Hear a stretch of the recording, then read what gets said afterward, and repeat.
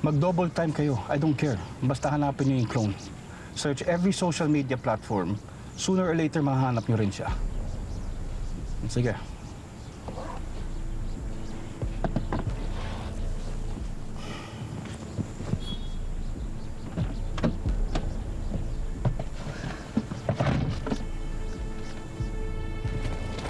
Hanggang ngayon, hinahanap mo pa rin siya? Siya kasi ang susi para mag-succeed ang mga experiment ko. At hanggang ngayon, umaasa ka pa, kuya.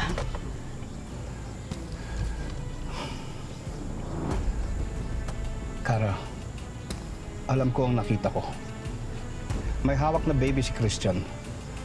Yun ang clone ng anak nila ni Diane. Ma'am, umalis na po yung nurse niyo. Ma'am, dito lang ho ako sa tabi. Kung kailangan niyo hong kumain, sabihan niyo lang ho ako. Aalalayan ko ho kayo. Hindi na rin ho ako magsasalita para hindi ho kayo maistorbo. Hindi mo naman kailangan gawin yun, Hope. Paano mo ako maaalagaan kung hindi tayo mag-uusap? Magpapaalaga na po kayo sa akin? Bakit? Hindi ka makapaniwala? Alam mo, sa sobrang pagkadesperado mo, minsan naiisip ko, baka mamaya may kinalaman ka nga sa pagkamatay ni Dr. Sebastian.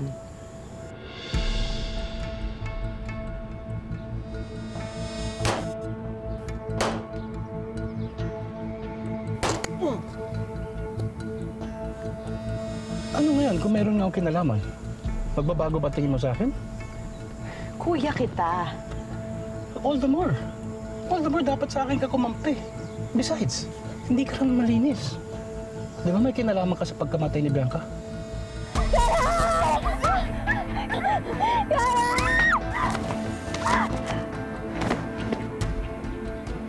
Pwede ba, kuya, huwag natin pag-usapan yan. Please lang. Kaya nga, I will protect your secret. You protect mine. Hindi pwede malaman ni Diane na may clone ng anak nila. Na hinahanap ko. Kuya, bakit ko naman sasabihin sa kanya? Of course I won't. I will not jeopardize my relationship with Miss Diane. Kailangan pa namin siya ni Zachary. Hindi naman pala, nagkakaintindihan tayo. It's okay. Naintindihan kita kung hindi ka makapaniwala. Pagkatapos ba naman ang nangyari sa atin, sinasabi ko sa'yo at sinagawa ko sa'yo. And I'm sorry kung sa'yo ko nabuntong lahat ng sama ng loob ko, lahat ng galit ko. Ginawa mo lang naman kung ano yung tama. At hindi ko dapat minasama yun. I should be thanking you for saving my life. Ma'am, hindi niyo po kailangan gawin yun. Malaking bagay ang ginawa mo para sa akin. And if I may, pwede ba ako mag-request sa'yo? Ano po yun, ma'am? Kung sakaling makita mo nga yung clone na yan, anong gagawin mo sa kanya? Basta ito lang ha, huwag mo siya ipapakita kay Zach. Pilit ko naman pigilan pero ngayon hindi ko na kaya. Bubbles, I love you.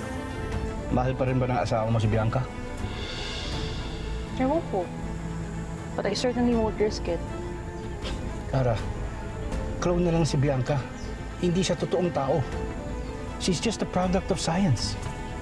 I mean, baliw na lang siguro ang tuturing na tunay na tao ang isang clone.